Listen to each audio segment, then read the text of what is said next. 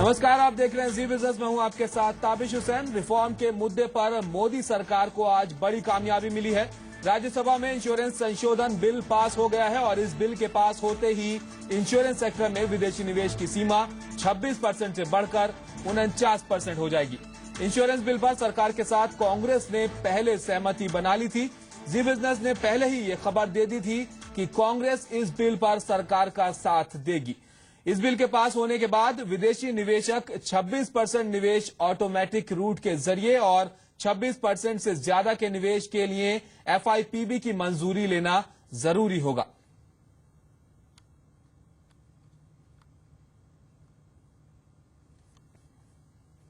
और इस मुद्दे पर प्रकाश जावड़ेकर से वन और पर्यावरण मंत्री प्रकाश जावड़ेकर ने इस बड़ी कामयाबी पर क्या कहा, अब आपको ये दिखाते हैं। सभा से पास हो गया। हमारे साथ बात करने के लिए केंद्रीय मंत्री प्रकाश जावड़ेकर जी हैं। कितना ऐतिहासिक है इंश्योरेंस बिल का पास होना? क्योंकि बहुत ऐतिहासिक है। ये तो 10-12 साल से बिल पड़ा रहा। जब एक बार अटल जी के समय ये इंश्योरेंस का अलाउ किया था तो नई कंपनियां आई, प्रतिस्पर्धा बढ़ी, एलआईसी का भी परफॉर्मेंस सुधरा, लोगों को चॉइस मिला। अब उसकी अगली बादान पर जाने की जरूरत है। 26% से 49% तक, तो 49% से ये बहुत होगा कि इंडियन माल की रहेगी, लेकिन साथ ही साथ नया कैपिटल आएगा, निवेश आएगा, पेनेट्रेशन बढ़ेगा, सब जगह जाएंगे, कंपटीशन होगी, नए प्रोडक्ट्स आएंगे, लोगों को चॉइस मिलेगा और जो निवेश होगा कुल मिला के लोगों के प्रीमियम का और कंपनियों के कैपिटल का, इस सब का फायदा इंफ्रास्ट्रक्चर डेवलपमेंट को होगा, लोगों को कवरेज भी मिलेगा, सब तरह के रिस्क कवर होंगे। तो ये फायदे की ही बात है। और आप एक ही जगह अटकते रहोगे, अटकती जैसे एक गाना लगता है, तो गाने में सुई अगर एक ही जगह अटक गई तो फिर गाना अच्छा नहीं लगता, सुई को आगे घूमना चाहिए। वैसे यहाँ भी आगे आगे जाना चाहिए। तो 26% से 49% ये नेचुरल होना था, इससे क्षेत्र को और मजबूती मिलेगी। सर जो सुई अटकी थी उसको आगे बढ़ाने में कांग्रेस का भी श्रेय है, कांग्रेस ने भी सपोर्ट किया इस बिल को लेकर? नहीं, देखो अनेक पार्टियों ने, जब सिलेक्ट कमेटी का हमने हाँ कहा और सिलेक्ट कमेटी में पूरी चर्चा हुई तो सबको समझ में आया कि अच्छा ये बिल तो वैसे उनका ही था जी। तो अब कैसे विरोध करते, तो लेकिन ठीक है, देर आए दुरुस्त आए, सबने साथ दिया, हम सबका शुक्रगुजार है। जो पार्टियां संसद से वॉकआउट की, जैसे टीएमसी लेफ्ट शुरू से ही इस 49% करने के विरोध में रहा, उनके लिए क्या कहेंगे? क्योंकि जिन्होंने वॉकआउट किया उनको भी शुक्रगुजार है और जिन्होंने विरोध किया कम्युनिस्टों ने, उनका भी शुक्रगुजार है, क्योंकि यही डेमोक्रेसी की ताकत है और इसी ताकत के साथ ये बिल बना है।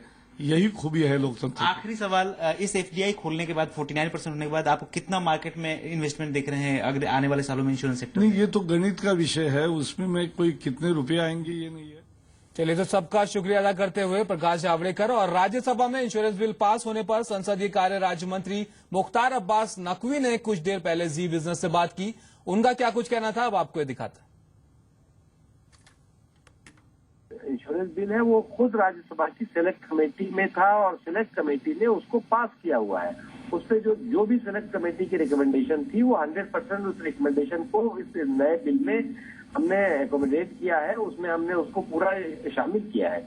और इस दृष्टि से ये बिल जो है पूरी तरह से परिपूर्ण है और हम सभी लोग जिन्होंने की सहयोग किया, हम उनको भी धन्यवाद करते हैं। और निश्चित तौर से ये एक महत्वपूर्ण उपलब्धि है और आने वाले दिनों में हमारी उम्मीद और हमारी अपेक्षा यही होगी कि देश के विकास से जुड़े हुए जो भी मुद्दे हैं उसमें देश को, हम राजनीति बहुत करते रहते हैं, राजनीति हमेशा चलेगी, लेकिन देश के विकास की जिम्मेदारी न केवल सरकार की है बल्कि विपक्ष की भी है।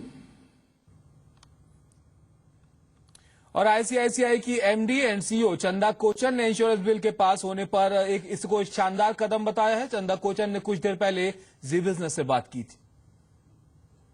आई थिंक ये जो स्टेप है उससे एक बहुत बड़ा सिग्नल ये है कि गवर्नमेंट रिफॉर्म मूव पर चलता जा रहा है और उन्होंने एक तरह से मतलब ये डिटर्मिनेशन है कि रिफॉर्म के पाथ पर प्रोग्रेस करते रहे।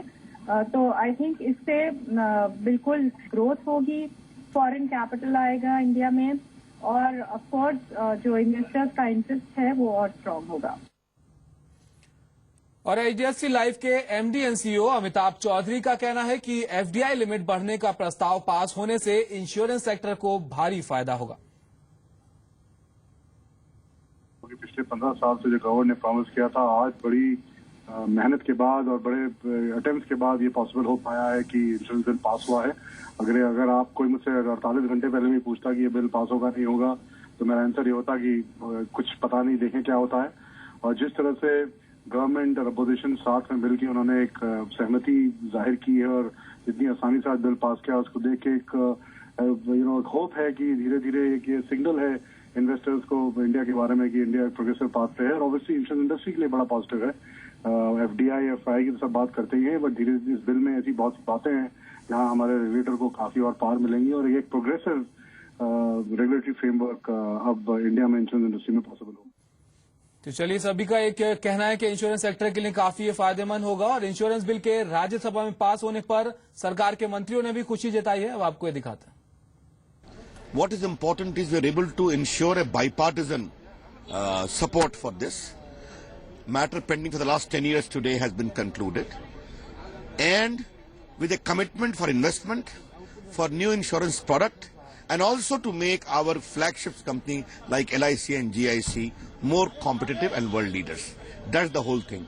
Therefore, as I always say, we Indians must learn to trust the ability of Indians to develop. And today is an indication of that. This has been waiting for a long time, and it's a good augury that it got passed in such a sort of friendly environment. I hope many such things would continue to happen in Rajya Sabha. देश में रोजगार बढ़े, देश में पूंजी निवेश हो, देश में कारोबार बढ़े, उसी अनुजाई एक ऐतिहासिक बिल आज पारित हुई राज्यसभा में। पहले लोकसभा में हो गई थी, अभी राज्यसभा में पारित हुई। इसकी एक सुदूरगामी लाभ रहेगा। एलआईसी जैसे आज रेलवे विभाग के साथ 1.5 लाख करोड़ की निवेश की समझौता एलआईसी कल किया है। ऐसे ही और बाजार के अंदर से पैसा आए और ढांचेगत काम पे लगे। The Trinamool Congress is the most consistent, whether it be on FDI, whether it be on land.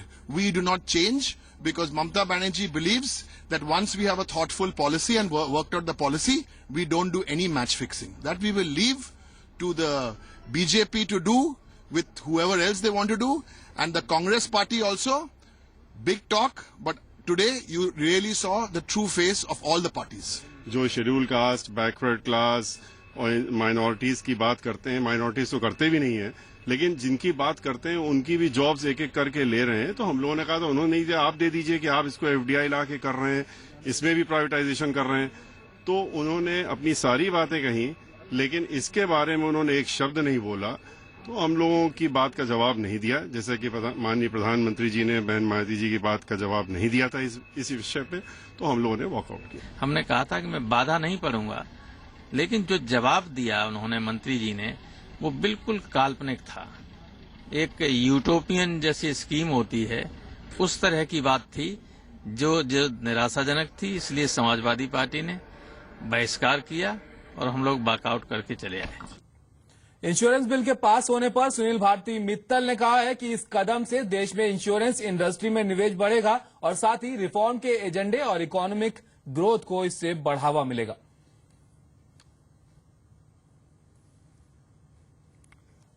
और वहीं एसबीआई चेयरमैन अरुंधति भट्टाचार्य ने कहा है कि फाइनेंशियल इंक्लूजन पूरे फोर्स के साथ जारी है और इंश्योरेंस बिल के पास होने की टाइमिंग शानदार है और ये कदम भारतीय इकोनॉमी के लिए गेम चेंजर साबित हो सकता है।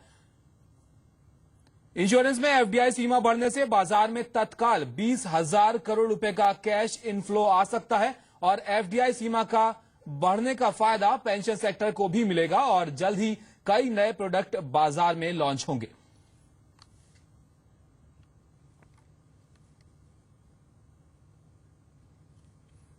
और इंश्योरेंस सेक्टर में एफडीआई सीमा बढ़ने के बाद इंडस्ट्री की उम्मीदें जग गई हैं। देश में कई इंश्योरेंस कंपनियां हैं जो विदेशी पार्टनर्स को हिस्सेदारी बेच सकती हैं।